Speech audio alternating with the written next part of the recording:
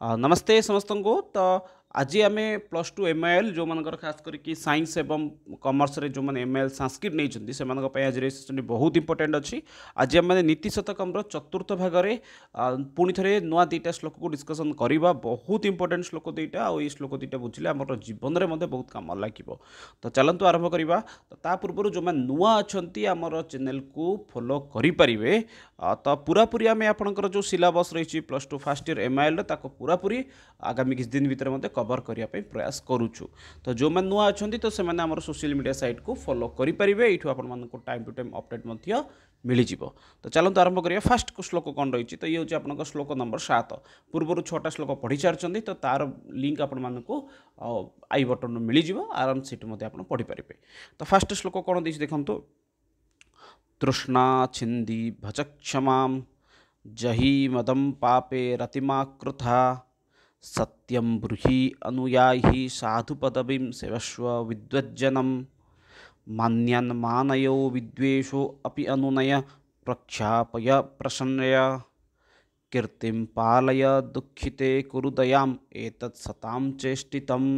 साधु प्रसंग विषय रेडी देछि। भल व्यक्ति मान प्रसंग रेडी देछि। भल व्यक्ति किए बा साधु व्यक्ति माने कौन करती से प्रसंग को ये आलोचना करा जाइछि। कौन देछि तृष्णाम छिंदी। प्रथम पदच्छेद करके पढ़ी दूसरी शब्द गुड़ी को देखी दिंतु। तृष्णाम छिंदी भज क्षमां जहि मदम पापे रतिम मा कृथा सत्यम ब्रूहि अनुयायी साधुपदवीं। ब्रूहि जुक्त अनुयायी संधि विच्छेद एमती किसी हम। ठीक अच्छे। सत्यम ब्रूहि अनुयायी साधुपदवीं सेवस्व विद्वज्जनम् मान्यान् मानयो विद्वेषो अपि अनुनय। विद्वेष जुक्त अपि जुक्त अनुनय प्रक्षाप्रयं प्रशयं कीर्तिं पालय दुःखिते कुरु दयामेतद् शतां चेष्टितं। शताम अर्थ होची साधु व्यक्ति मानकर। चेष्टितम अर्थ होची लक्षण बोली कहि परिबा। ये होची साधु व्यक्ति मानकर लक्षण।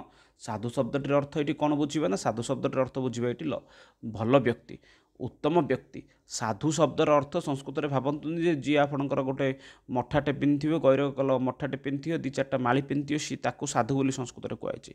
साधु शब्दर अर्थ होची भल पई प्रयोग कराई। भल जिते सब भल जिनस रहा से साधु शब्दर प्रयोग कराई।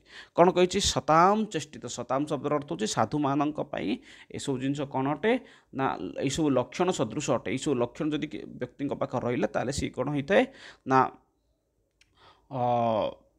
से व्यक्ति जनक कौन करें सदा सर्वदा सन्मार्ग भल मार्ग गमन करें एवं सी यही सब जिनस को निज आचरण में प्रयोग करें। साधु व्यक्ति भल व्यक्ति यही सब जिनस को शताम अर्थ हो भल चेष्टितम अर्थ आचरण प्रयोग करें। कौन कौन क्या देखीदे चल वर्तमान समय।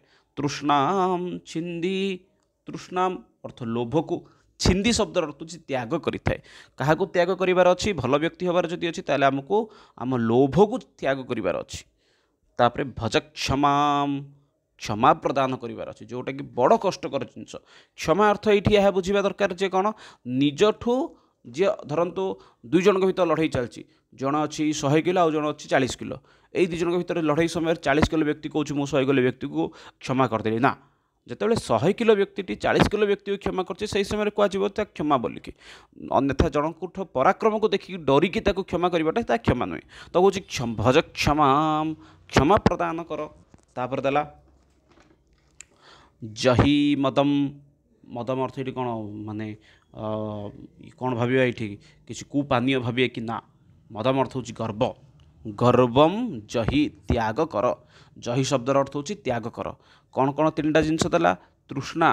तृष्णा अर्थ होची लोभ को छाड़। क्षमावान हुआ। भज क्षमा अर्थ होची क्षमावान हुआ। तापर देला जहि मदम। मदम अर्थ होची गर्व। गर्व को मध्य कौन कर त्याग कर। पापे रतिम मा कृथा। मा अर्थ नुहे। रति अर्थ होची लिप्त हवा। पापरे लिप्त हुअंतु नहीं। आउ टी धाड़ी ये कौन देला क्यों लिप्त हुअंतु नहीं ना पाप कार्य निजको लिप्त करांतु नहीं। तापर देला सत्यम ब्रूहि अनुयायी साधुपदवीं। सत्यम ब्रूहि सत्य कुह। संधि विच्छेद हो जाउछि ना। सत्यम ब्रूहि। ब्रूहि अर्थ कुह। अनुयाही साधु पदवीं अनुयाही अनुगमन कर क्या ना सी हूँ साधु पदवीं साधु पदवी को भल रास्ता को अनुसरण कर सेवस्व विद्वज्जनम विद्वज्जनम विद्वान व्यक्ति मानकर कौन कर ना सेवा कर कौन कौन कहला बुझीपार समस्ते पर्यंत कौन कहुई ना प्रथम विषय हूँ लोभ को छाड़ तापरे क्षमावान लोभ छाड़ क्षमावान हुआ सेपरी भाव में गर्व को त्याग कर पाप काम लिप्त हुओ नहीं सत कुह साधु पदवी माने कौन कौच सन्मार्ग सत्यम ब्रूहि सत कथा कुह सेपरी भाव में साधु पदवी में अर्थ हूँ सत्मार्ग अनुयाही गमन कर सत्मार्ग गमन कर सेवस्व सेवस्व विद्वज्जनम विद्वान मानकर कौन कर ना सेवा कर तापर थला मान्यान मानय जो मैंने मान्यगण्य व्यक्ति मान्यान अर्थ हूँ मान्यगण्य व्यक्ति प्रशंसित व्यक्ति मान्यान मानय मान्यगण्य व्यक्ति मानू कौन कर सम्मान दियो से मान से कथा को सम्मान दियो तापर देछि विद्वेषो विद्वेष अपि अनुनय विद्वेष विद्वेष अपि अनुनय संधि विच्छेद टे देखे दूसरी गोटे मिनट हाँ विद्वेषो अपि अनुनय विद्वेष अर्थ हूँ द्वेष द्वेषु अपि जो मैंने आपण को घृणा करुँच तुम्हें कौन कर ना अनुगमन कर माने शत्रु मान को विद्वेषो अपि अनुनय शत्रु मान को मध्य कौन कर तुम्हें ना प्रसन्न कराओ प्रक्षाप्रय प्रसन्न प्रश्रयम प्रश्रयम अर्थ हूँ निजर गुण गुड़ी को उत्तम गुणी गुड़ी को प्रक्षापय अर्थ हूँ प्रकाश कर निज पाखरे जो जो गुण अच्छी भल गुण अच्छी कि खराब गुण अच्छी जहाँ किसी मध्य निज पाखरे अच्छी से गुण गुड़ी को कौन कर प्रक्षापय अर्थ हूँ प्रकाश कर तापर देछि कीर्तिम पालय कीर्तिम अर्थ हूँ निजर कीर्ति को पालन कर अर्थ हूँ रक्षा कर तापर देछि दुखिते कुरु दयामेतत् दुखिते कुरु दुखी व्यक्ति मानक पाई दया टिके कर एतद सताम चेष्टितम आ यही सब लक्षण क्या पाखे थाए साधु व्यक्ति मानक पाखे थाए माने ये सज्जन प्रशंसा प्रसंग ये अच्छी भल व्यक्ति मानकर प्रशंसा करने उद्देश्य देछि ना भल व्यक्ति किए ना जो व्यक्ति कौन करें निजर लोभ को त्याग करें जो व्यक्ति क्षमावान होता है लोभ को छाड़ी थाए क्षमावान होता है खराब काम दूरे रही थाए सॉरी गर्व त्याग करें मदम अर्थ हूँ गर्व त्याग करें खराब कार्य निजक दूरे रखी थाए सत कथा कहे एवं सन्मार्ग गमन करें विद्वान मानक सेवा करें माने सम्मानित व्यक्ति मानक सम्मान दे थाए विद्वेषोपि अनुनय माने शत्रु मानक मध्य कौन करें निज आयत्त रखापी चेष्टा करें प्रख्याप माने परिव्याप्त करें कौन करें निजर गुण गुड़ी को कौन करें ना समाज रे परिप्रकाश करें कीर्ति को निजर जो कीर्ति अर्थ हूँ पूर्व कीर्ति जहाँ रही है पालन करें दुखिते कुरु दयाम दुखित व्यक्ति मान को दया करें एगुड़िक हूँ कौन ना सताम अर्थ हूँ भल व्यक्ति मानकर लक्षण गोटे भल व्यक्ति बोली आम किपर जापर संसार विभिन्न प्रकार व्यक्ति अच्छी से व्यक्तिटा भल बोली कि जापर ना आ भितर जो 3-4टा गुण जदि अच्छी ताल भल व्यक्ति बोली भापर कहीं ना यहाँ मुझे कहूनी यहाँ कौच कि ना नीतिशास्त्रकार भर्तृ ये विषय कहते ना ताकू भल व्यक्ति बोली कह जो व्यक्ति पाखे यही सब गुण रही अर्थात सी माने कौन लोभ को छाड़ दे लोभ बोले नथिया कहीं सामान्य रूप से धरतु जदि कौन हो आपण पाखे गोटे सस्ता पेनटी अच्छी कि आप सांग पाखे गोटे बढ़िया पेनटी अच्छी ताल से पेन को देखिले आपको लोभ लगुच ना मो पाखे सेमती गोटे पेन था तो तृष्णाम चिंदी लोभ को छाड़बार अच्छी क्षमावान हबार अच्छी गर्व को छाड़बार अच्छी पाप काम दूरे रहार अच्छी सत्य कहार अच्छी सेपरी भाव में साधु पदवी अर्थ सन्मार्ग गमन करार अच्छी विद्वान मानक सेवा करार अच्छी प्रशंसित व्यक्ति मान को प्रशंसा करार अच्छी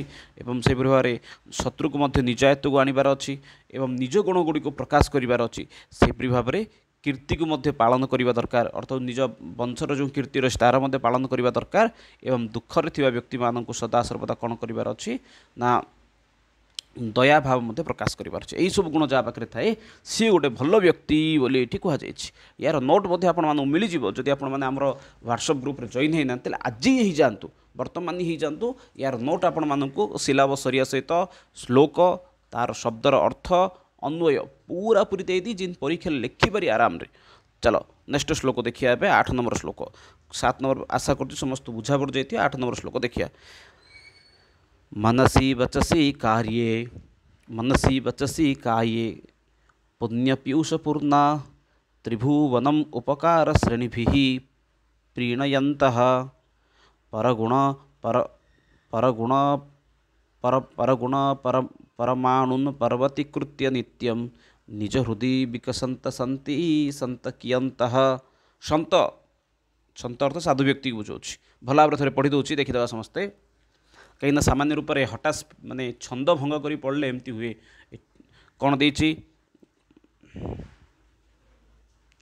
ए सब आपणकर से कौन कहीपर श्लोक गुड़िक शार्दूल विक्रीडित हो अथवा प्रायतः शार्दूल विक्रीडित प्राय श्लोक सब आपणकर रही। ठीक अच्छे तो देखिए कौन देछि मनसी वचसी काये पुण्यपीयूषपूर्णा त्रिभुवनम उपकार श्रेणिभि प्रणयन्तः परगुण परमाणुन् पर्वतीकृत्य नित्यं निज हृदि विकसन्त सन्ति सन्तकियन्तः। कियन्तः शेष धाटी देखि दियंतु। कियंत अर्थ केते, सन्ति सन्त केते अछंती कुहंतु। केते जन अछंती सन्त अर्थ साधु व्यक्ति एमती केते अछंती कुहंतु ना जहाँ पाखे एसबू गुण थी। कौन कौन गुण ना चलतु फास्ट गोटे गोटे शब्द फास्ट बुझी बुझी जाए। तो फास्ट देछि कौन मनसी आप सप्तमी व्यक्ति मनस शब्दर सप्तमी एक वचन हूँ मनसी। वचसी वचसी अर्थ हूँ मनरे वचन रे गीतटी थी शुणी संस्कृत में मनसा सततम तो सी हूँ तृतीय व्यक्ति। मनसी अर्थ सप्तमी रे मनसी वचसी काये काय अर्थ हूँ शरीर मनरे वचन रे काय अर्थ शरीर रे पुण्य पीयूष पूर्णा सतकर्म रूपी अमृत रे भरपूर होता। पुण्य अर्थ पुण्य पीयूष अर्थ हूँ अमृतपूर्ण मनरे वचन रे एवं शरीर रे तीनटा जार सी कौन हो पूरा पूरी एकदम माने कौन कहीपर आम तो कहते माने हृदयवान व्यक्ति होती कहीपर। पुण्य पीयूषपूर्ण अर्थ हूँ अमृत अर्थ भल गुण रे पूरा पूरी परिपूर्ण हो मन वचन काय शरीर इत्यादि सबुथिरे से कौन हो पूरा पूरी माने अमृतमय हो भल पूरा पूरी हो। त्रिभुवनम उपकार श्रेणिभि प्रीणयन्तः त्रिभुवन उपकार श्रेणिभि प्रीणयन्तः। त्रिभुवन अर्थ हूँ तीन भुवन तापर देइछन्ति कौन ना उपकार श्रेणिभि प्रीणयन्तः। उपकार श्रेणी तीन भुवनर उपकार श्रेणी अनेक प्रकार उपकार करि पारुथिबा एवं समस्त को संतुष्ट करि पारथ। प्रीणयन्त अर्थ हूँ उप माने कौन कहीपर ये जे स्नेह करि पारुथिबा बा कौन कहीपर ना संतुष्ट करि पारुथिबा। त्रिभुवनम तीन पुर को उपकार श्रेणी भी निजर उपकार द्वारा प्रीणयन्तः संतुष्ट करै पारुथिबो। अर्थात कौन ना मनरे वचन रे मान धर मनरे सी भल थी भल माने भल तार हृदय पूरापूरी भल किंतु कथा गुड़ा बड़ा कटु कौथो। ओडिया गोटे जो सॉरी संस्कृत में गोटे श्लोक अच्छी नारिकेल समाकार दुष्यन्ते अपि सज्जना अन्येचु बदरिका एव बहिरेव मनोहरा। माने भल व्यक्ति माने थिबे जो माने कि साधु व्यक्ति माने बाहर देखिए माने नड़िया भली किंतु भितर कौन से भली हबनी मनरे हृदय मध्य भल होइथिबो हृदय मध्य भल कथा कहथुबो हृदय माने भल चिंतन करुथुबो भल वचन मध्य मीठा मीठा कहथुबो शरीर आत्मा मध्य से विषय को भल भावुथुबो पुण्य पीयूष पूर्ण ये सब तार भल थी। तापर त्रिभुवनम उपकार श्रेणी भी प्रिय प्रीणयन्तः त्रिभुवनर उपकार विषय मध्य से जो चिंता करुथुबो। तापर देइछि परगुण परमाणुन पर्वती कृत्यम परगुण गुण अर्थ हूँ भल। तापर देइछि परमाणुन परर अगुण दुर्गुण अन्य गोटे व्यक्तिर भल गुण एवं खराब गुण दीटा जाकू पर्वती कृत्य नित्यम। पर्वती कृत्य अर्थ हूँ पर्वत सदृश ग्रहण कर। पर्वत जेते कष्ट आसिले मध्य पर्वत के मध्य माने कौन ही न थाए ना निज गुण को छाड़ी न थाए सर्वदा से स्थिर थाए। तो सेहीपरि भाव में पर्वती कृत्य नित्यम पर्वत सदृश नीतिदिन परगुण परमाणु अन्यर भल गुण को अन्यर कौन कह खराब गुण को पर्वत सदृश ग्रहण करें।